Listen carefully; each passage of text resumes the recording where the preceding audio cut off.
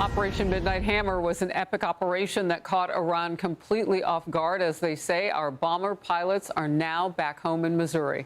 And President Trump thanked them in a post last night for a job well done, exclamation point, all caps. We're learning more about the many levels of deception and decoy. It was like a James Bond movie that went into this mission. The real strike force went east toward the heavily fortified nuclear facility at Fordow.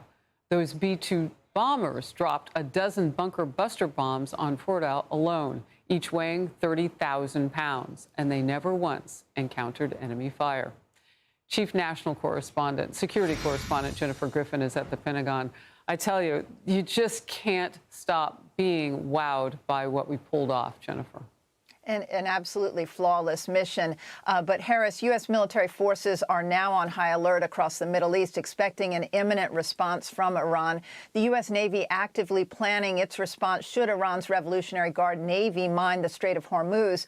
Few here at the Pentagon think this is over, despite Saturday's flawless military strike on Iran's 3 nuclear facilities, a plan that has been honed and practiced since 2008. U.S. B-2 pilots have been practicing this 37-hour round-trip flight to the Middle East for years. The 30,000-pound bunker buster bombs tested against hardened targets as recently as last year.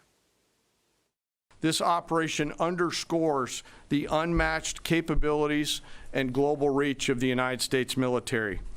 As the president clearly said last night, no other military in the world could have done this.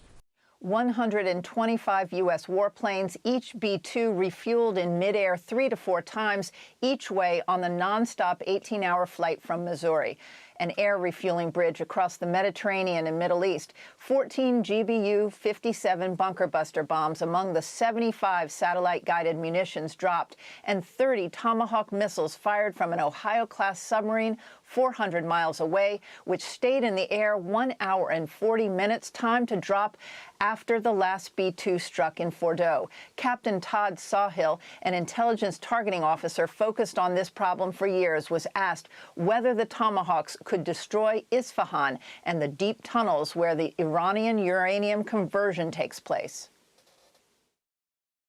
No, in that case, it's extremely limited because those weapons are really designed to go after surface targets. They don't have much penetration capability. The problem is, like you mentioned, the mountain, which is deep under hard granite and unreachable by conventional munitions, to include the GBU-57. Isfahan is arguably a tougher target, Harris, than Fordow. The U.S. will be using signals intelligence and other means to sniff for nuclear particles at the sites, along with Israeli human intelligence on the ground to give the final bomb damage assessment, Harris. Yeah, and the world awaits to see what that will hold. Jennifer, we have breaking news right now, and it's partially on what you were talking about. Qatar's foreign minister now has just announced it is shutting down its airspace to all commercial flights indefinitely. And we know just a few minutes ago that the U.S. issued a shelter-in-place order for Americans in Qatar. What does all of this tell you? Well, there's very significant intelligence and a warning that Iran could strike at any time, an imminent threat to Qatar. Of course, Qatar is where Al Udeid is. That's the largest U.S. military base in the Middle East. Normally, there would be 10,000 U.S. troops stationed there. Last week, we reported that most of the aircraft had been moved from Al Udeid. However, those missiles, cruise and ballistic, short and medium range from Iran would take just a few minutes to reach Qatar, and there's also the possibility of swarming drones. So right now, high alert inside Qatar. We've seen the warnings at the U.S. Embassy as well as at other embassies across Qatar. I'm so glad you're on with us at this moment, because following a U.S. security alert for U.S. nationals in Qatar out of an abundance of caution, we've recommended that British nationals in Qatar also shelter in place until further notice. So this is ramping up, and what we do know is our military is at the ready. They've been pulling into place for a couple of weeks now, even. Jennifer, thank you very much. Always appreciate your reporting.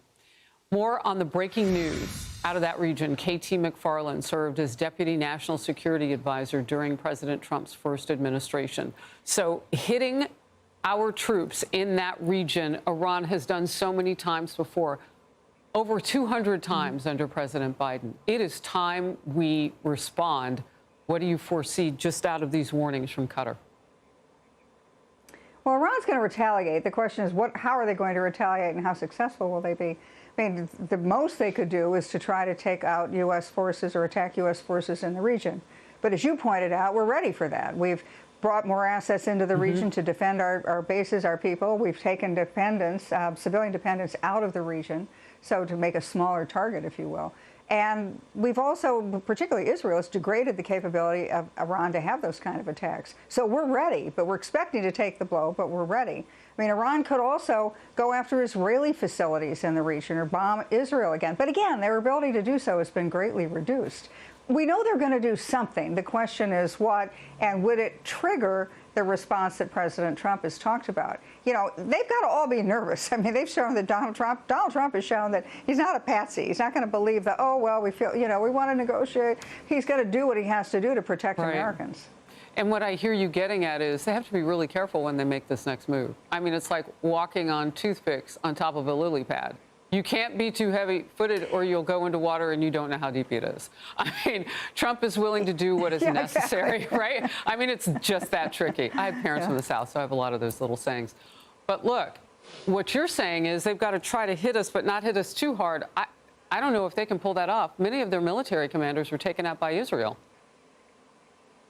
And the ones that remain know that if they, you know, they could be taken out as well. I mean, it's pretty clear that Mossad has thoroughly penetrated the Iranian military, the Iranian civilian leadership. And if they try to do something that would, especially something that would cause loss of American life, you know, they might as well pull the trigger on their own heads. What President Trump was interested in when he's talked about regime change. Now, regime change in the George W. Bush, Barack Obama sense is American Marines go in, we get rid of the guy, we put our own government in, we try to figure out how they should become a modern American democracy. And it's never worked. It didn't work in Afghanistan, didn't work in Iraq, didn't work in Libya. President Trump has said to the Iranian people, look, you should have leaders who make your country great again. It's up to you.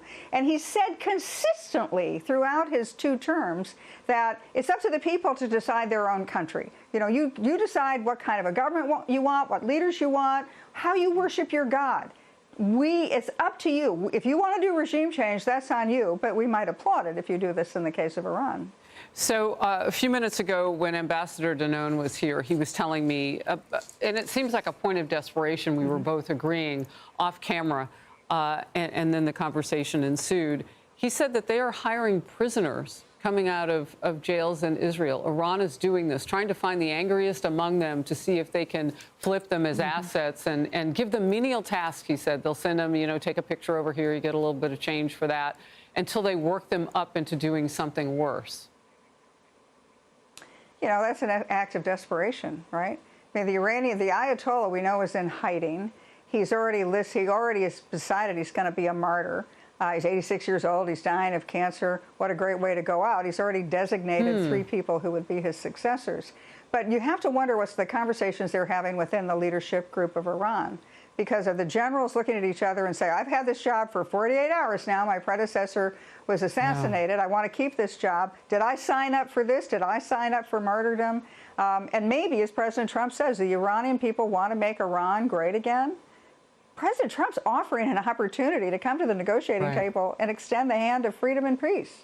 Yeah. And meanwhile, Iran looks for enemies within the countries that it would like to have death of. Yeah. KT McFarland, great to have you. Thank you so much. Thank you for watching the Faulkner Focus. Outnumbered after the break. Hey everyone, I'm Emily Campagno. Catch me and my co-hosts Harris Faulkner and Kaylee McEnany on Outnumbered every weekday at 12 p.m. Eastern, or set your DVR. Also, don't forget to subscribe to the Fox News YouTube page for daily highlights.